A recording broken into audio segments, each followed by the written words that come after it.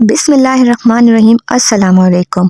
Hacks bye Tabia में आपको खुशामदीद कहते हैं और मैं लेकर आई हूँ आज आपके लिए बहुत ही मज़े की किचन हैक्स यानी कि किचन टिप्स, जिन टिप्स को इस्तेमाल करके हर मदर, हर औरत अपनी कुकिंग को, अपनी चीज़ों को ईजी और अपनी लाइफ स्टाइल को आसान बना सकती हैं।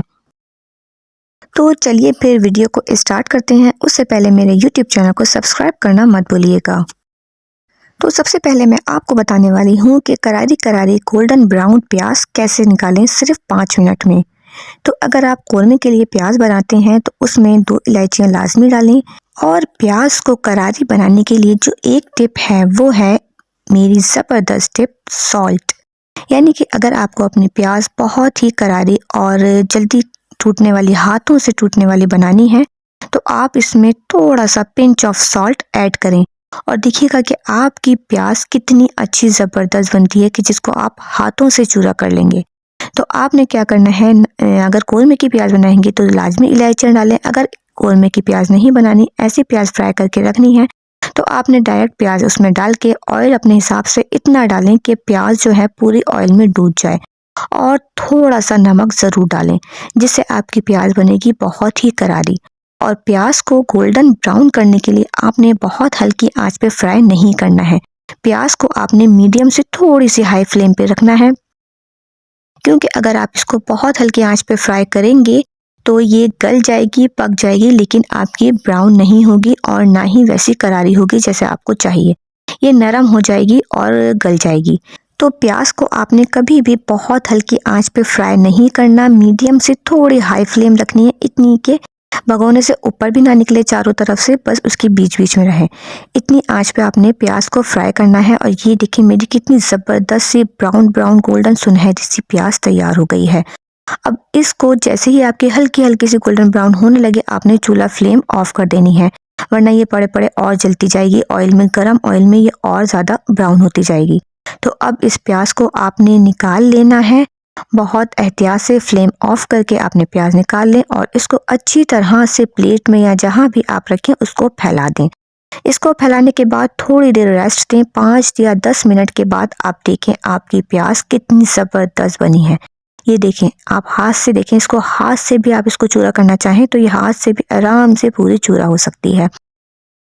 तो चलते हैं नेक्स्ट स्टेप की तरफ। अगर आपने चूड़ियाँ ली हैं और आपको ये डर है कि आपकी चूड़ियाँ पहनते पहनते ही टूट जाती हैं, कांच की चूड़ियाँ, तो आपके लिए मैं लाई हूँ बहुत ही अमेजिंग टिप। आपने क्या करना है, बस एक तवे पे अपनी चूड़ियों को रखना है। हाँ जी, आपने सही सुना, आपने अपनी चूड़ियों को तवे पे पकाना है। हल्की आंच पे, बिल्कुल हल्के तवे पे आपने चूड़ियों को रखे फैलाना है और उसको बहुत हल्की आंच पे हल्के हल्के से आगे पीछे करना है। इससे ये होगा कि आपकी जो चूड़ियाँ अगर वो कच्ची हैं, जो जल्दी टूट जाती हैं, तो ये इस तरह से पक जाएंगी और आपकी चूड़ियाँ बहुत अमेजिंग रहेंगी, ना टूटेंगी और ना ही चटकेंगी।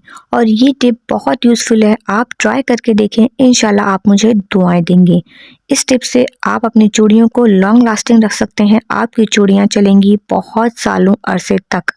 तो है ना मज़े की अमेजिंग सी मज़ेदार सी टिप। तो चलते हैं अपनी नेक्स्ट टिप की तरफ। आपने क्या करना है, आपने सिर्फ इस कचरे के इस्तेमाल से अपनी ज़िंदगी को आसान बनाना है और अपने बर्तनों को चमकाना है। यानी कि आप इस कचरे को भी ना फेंकें और अपने कचरे को संभालें और अपने चमचों को चमकाएं। कैसे, आपने करना है, एक पतीला लेना है और उसमें इन सारे रैपर्स को डाल देना है और अपने चमचों को उसमें डाल दें। उसके बाद आपने इनमें पानी भर देना है और पानी डालने के बाद आपने इसको चूल्हे पे पकाना है। इससे क्या होगा कि रैपर्स में जो होता है वो फॉयल होता है। इन फॉयल की मदद से आपके जो चमचे हैं, जो जो जिनकी चमक मांद पड़ गई है, वो दोबारा से चमक उठेंगे। और अगर आप चाहें, आपके पास फॉयल पेपर है तो आप फॉयल पेपर की मदद से भी अपने चमचों को चमका सकते हैं। इसी तरह से आप इन फॉयल भी यूज़ कर सकते हैं। फॉयल से ये होता है कि हमारे चमचे बहुत ज़्यादा चमक जाते हैं। अब आप ये देखें कि मैंने इन चमचों को इसमें डाल के रैपर्स के साथ थोड़ा सा चलाया और थोड़ी देर गर्म पानी में इनको पकाएं। और पकाने के बाद जब आप इन चमचों को निकालेंगे तो आप देखेंगे आपके चमचे कितने चमक रहे होंगे, बिल्कुल नए जैसे हो जाएंगे। जी, तो ये देखें, ये मेरे चमचे चमक गए हैं, बिल्कुल नए जैसे हो गए हैं। तो है ना, बहुत ही यूज़फुल टिप, ज़रूर ट्राई करें और मुझे दुआएँ दें।